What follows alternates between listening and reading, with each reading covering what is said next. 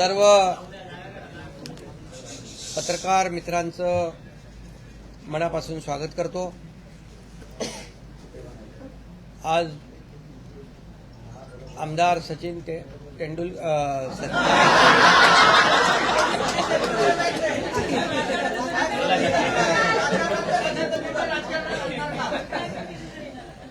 पण राजकारणात आणायचं, त्यांनी पण आज षटकार मारलेला आहे सचिन अहिर यांनी, कारण 6 खासदारांनी षटकार ठोकले गेल्या आठवड्यात। आता 6 मतदारसंघामध्ये काही लोक जाऊन आले, त्यांचं सचिन अहिर यांनी षटकार मारून स्वागत केलंय असं मी म्हणतो। या ठिकाणी खरं म्हणजे चौकार षटकार सुरूच आहेत, राहतील आणि एक एक समोरची विकेट धडाधड पडत राहील। हा झाला आपला क्रिकेटचा भाग, जाऊ द्या गमतीचा भाग। परंतु सचिन अहिर हे 3 वेळा विधानसभेचे आमदार होते, आता विधान परिषदेचे आमदार आहेत, राज्यमंत्री होते, 7 विभागांचं राज्यमंत्रीपद त्यांच्याकडे होतं, गिरणी कामगारांचे नेते म्हणून त्यांनी काम केलं, अनेक युनियनमध्ये त्यांनी प्रमुख पदावर काम केलं। कोळीवाड्यांचं आज आपण पाहतोय, जो मूळ मुंबईकर भूमिपुत्र यांच्या प्रश्नांची जाण असलेले नेते म्हणून त्यांची ओळख आहे। अनेक सर्वसामान्य कार्यकर्त्याला, मिल वर्करला, कामगार क्षेत्रातल्या कामगारांना, कोळी बांधवांना, शिवसैनिकांना न्याय देणारा नेता म्हणून, आज त्यांची ग्रासरूटचा नेता म्हणून, ग्रासरूटचा कार्यकर्ता म्हणून सचिन अहिर यांची ओळख आज आपण पाहतोय। आणि खऱ्या अर्थाने त्यांनी आज विधान परिषद उपसभापती पदाचा फॉर्म भरलेला आहे, महायुतीचा फॉर्म भरलाय आणि महायुती आज मजबूतीने विधानसभेत आणि विधान परिषद दोन्हीकडे बहुमतात आहे। त्यामुळे ते उपसभापती म्हणून उद्याच होईल ना,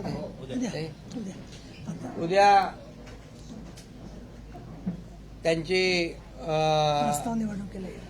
प्रस्तावाच्या माध्यमातून निवड होईल आणि ते फक्त मुंबई पुरतं नाही तर महाराष्ट्रामध्ये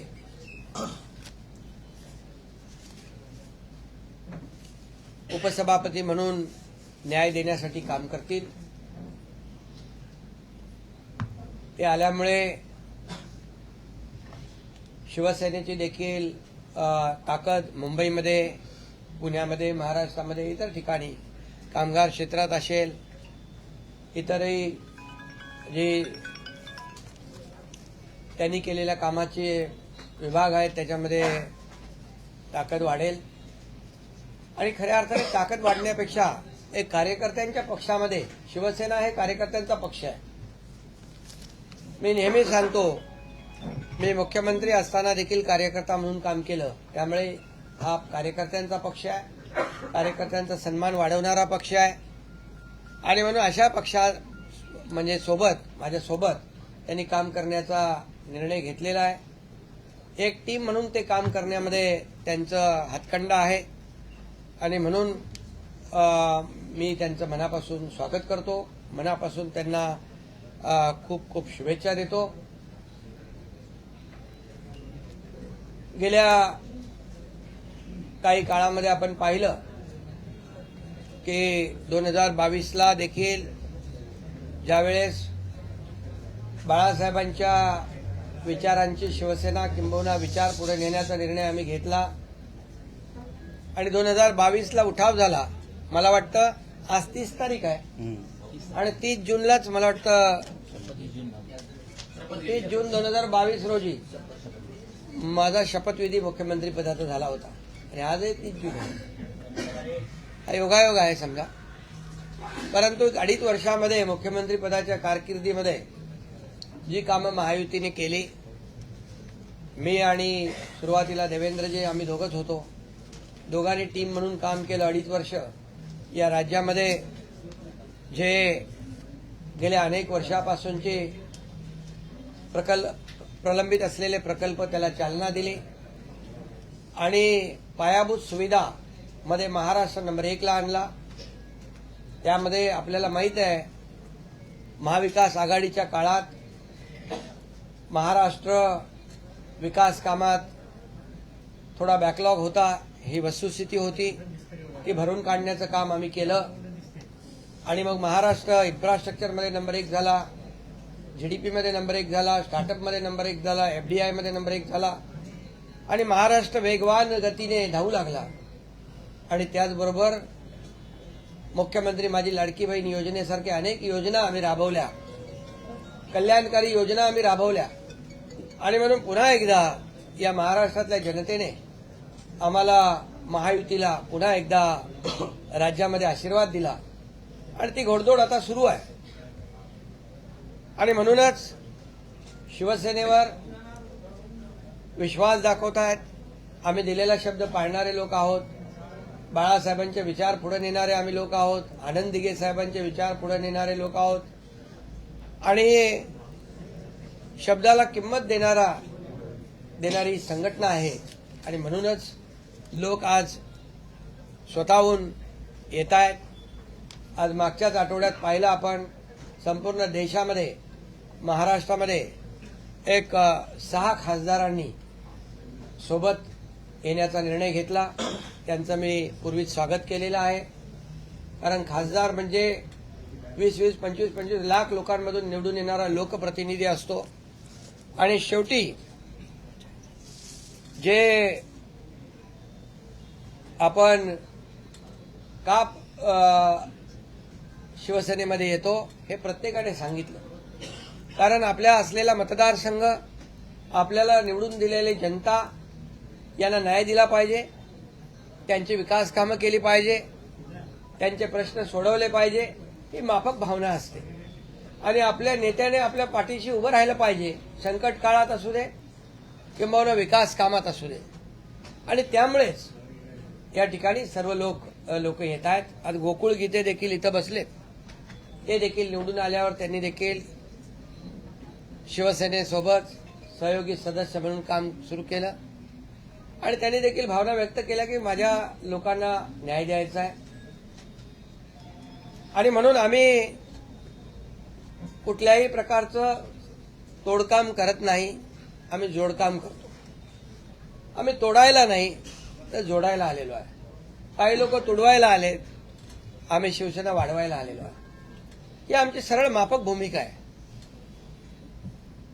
कारण शेवटी पॉझिटिव्ह आणि प्रॅक्टिकल राहणं ही आमची भूमिका सुरुवातीपासून आहे. आमचा अजेंडा खुर्ची नाही. आमचा अजेंडा ज्या लोकांनी आम्हाला खुर्चीत बसवलंय त्या लोकांचे प्रश्न सोडवणं, त्यांचे प्रश्न सोडवणं, त्यांच्या समस्या सोडवणं आणि त्यांना न्याय देणं ही आमची भूमिका आहे.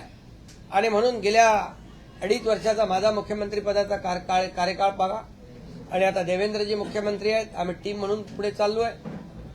आज शेतकरी असो, कष्टकरी असो, वारकरी असो, लाडक्या बहिणी असो, युवा असो, प्रत्येकाच्या प्रश्नाला आम्ही न्याय देण्याचा प्रयत्न केलेला आहे.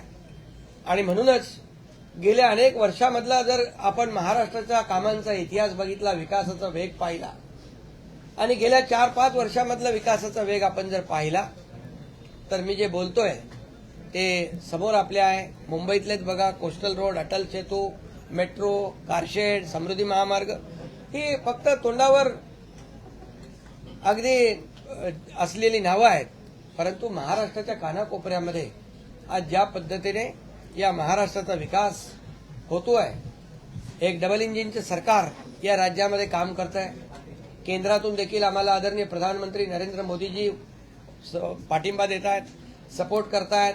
मोठ्या प्रमाणावर गेल्या 10 वर्षामध्ये यापूर्वी यूपीए सरकारमध्ये, पूर्वीच्या यूपीए सरकारने 2 लाख कोटी दिले होते.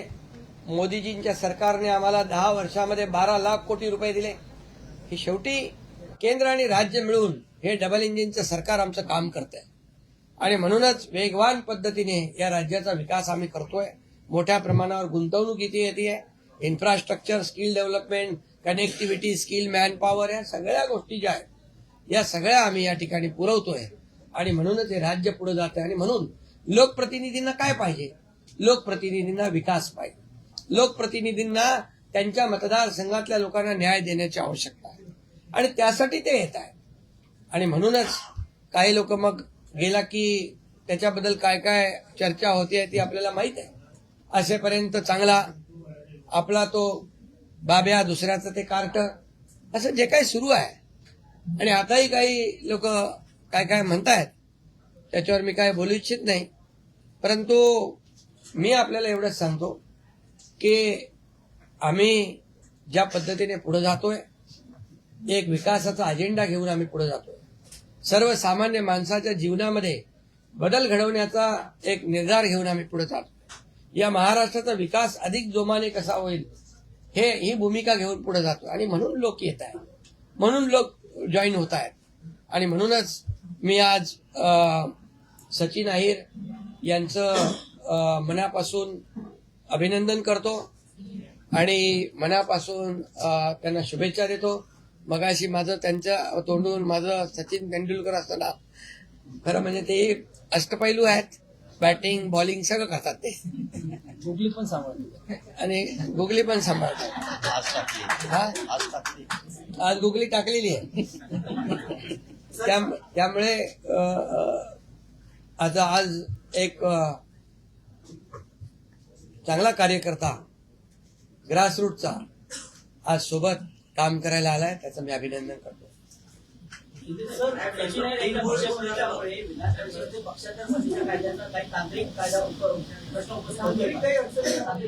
अरे बाबा, एकनाथ शिंदे जे करतो ते फुल प्रूफ करतो, फुल प्रूफ. त्याच्यामुळे काही अडचण त्याच्यामध्ये नाही. आणि आपल्याला माहित आहे, मी आता काय त्याच्यावर खुलासा करू इच्छित नाही, परंतु जे काही काम आहे ते फुल प्रूफ आहे, चिंता करण्यासाठी. विधानसभेचे आमदार तुमच्या संपर्कात आहेत का? ठाकरेचे विधानसभेतील इतरही आमदार तुमच्या संपर्कात आहेत का ऑपरेशन टायगर 3च्या अंतर्गत? अरे पण आजच सांगितलं तर उद्या ब्रेकिंग काय तुम्हाला नंतर उद्धव ठाकरे सातत्यानं म्हणतायत की ऑपरेशन टायगर नाही तर ऑपरेशन देवेंद्र फडणवीस त्यांचे पंख छाटण्यासाठी हे सगळं सुरू आहे. मी एक तुम्हाला सांगू का, जी व्यक्ती देवेंद्रजींना ते मुख्यमंत्री असताना त्यांनी 2019ला माझ्या समोरची गोष्ट आहे, 50 फोन केले, एकही फोन उचलला नाही. आणि त्यांची भाषा काय होती, एक तर तू राहशील नाही तर मी राहीन, अशा प्रकारची भाषा बोलणारे महाविकास आघाडीच्या सरकारच्या काळात देवेंद्रजींवर खोटे गुन्हे दाखल करणे, त्यांच्या सागर बंगल्यावर पोलीस पाठवणे, एवढ्या पातळीवर जाणारे, अशा प्रकारचं एकदम त्यांना पुतना मावशीचं प्रेम आलेलं आहे. हे मगरमच्छ के आंसू आहे. देवेंद्रजी हुशार आहेत, त्यांना कळतंय सगळं. त्यामुळे मी आणखी याच्यावर जास्त मला वाटत नाही बोलण्याची आवश्यकता आहे, कारण आणखी त्याला उदाहरणं मला देता येतील. रंग बदलणारे कोण असतं? इतक्या जलद गतीने रंग बदलणारा मी कधी नाही पाहिजे. विमान प्रवासानंतर या चर्चा सुरू.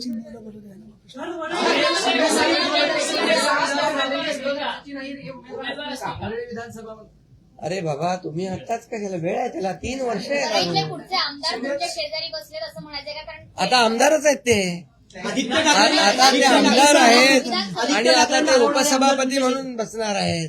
आदित्य ठाकरेंना हरवणारे आमदार असं म्हणायचं. आम्ही असं कोणालाही बघून कुठलाही मतदारसंघ डोळ्यासमोर ठेवून काम करत नाही, निर्णय घेत नाही.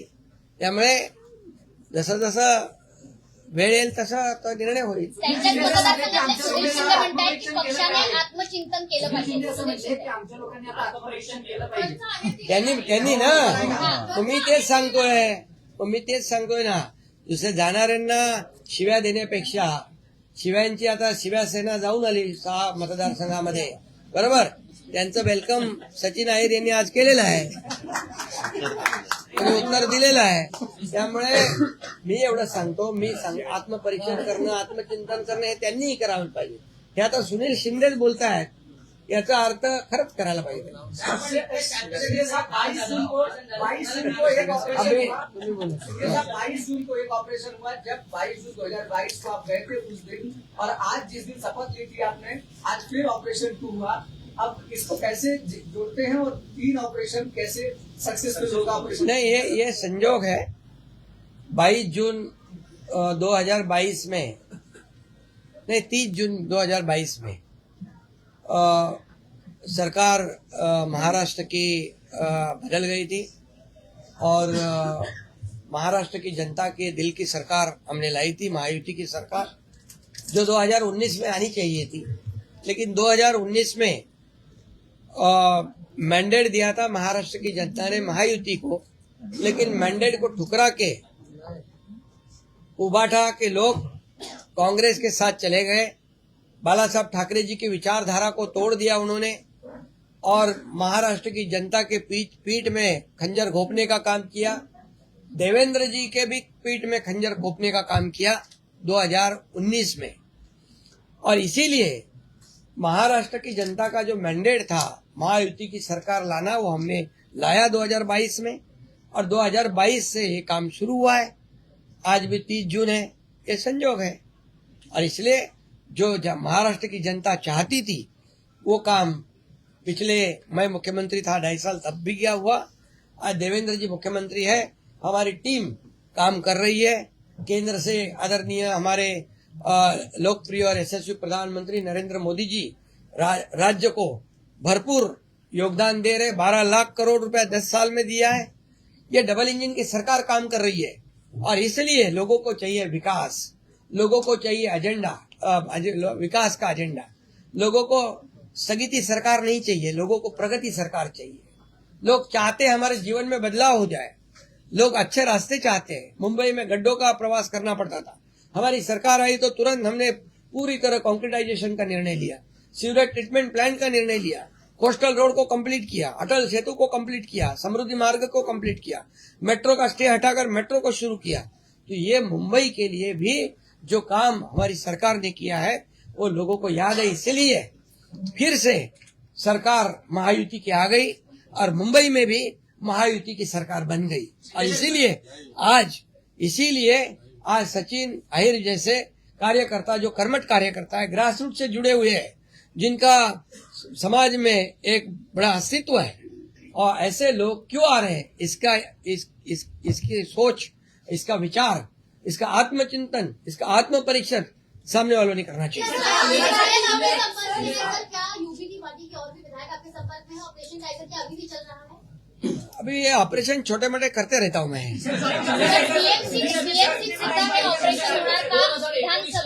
आता बघा, तुम्हाला मी आज सचिन अहिर यांच्याबद्दल सांगितले, आता ते बोलतील. बाकी तुम्हाला नंतर सगळं हळूहळू, तुम्हाला आजच सगळं सांगितलं. 2019 ला आदित्य ठाकरे निवडून आले, ते सचिन अहिर यांच्या मदतीमुळे निवडून आले. आज 4थ्या अॅनिव्हर्सरीला आदित्य ठाकरेंचा सगळ्यात जवळचा नेता आणून तुम्ही त्यांना अॅनिव्हर्सरी गिफ्ट दिलाय. त्यांचं बघा, आता ह्याच्यात कोणाला गिफ्ट देणं वगैरे नाही. आता ते जे फिरून आले ना 6 मतदारसंघात, आमच्या सगळ्या खासदारांना जे आलेल्या त्यांना शिव्या शाप देऊन आले, त्यांचं वेलकम सचिन अहिर यांनी आज केलंय, एवढं सांगतो.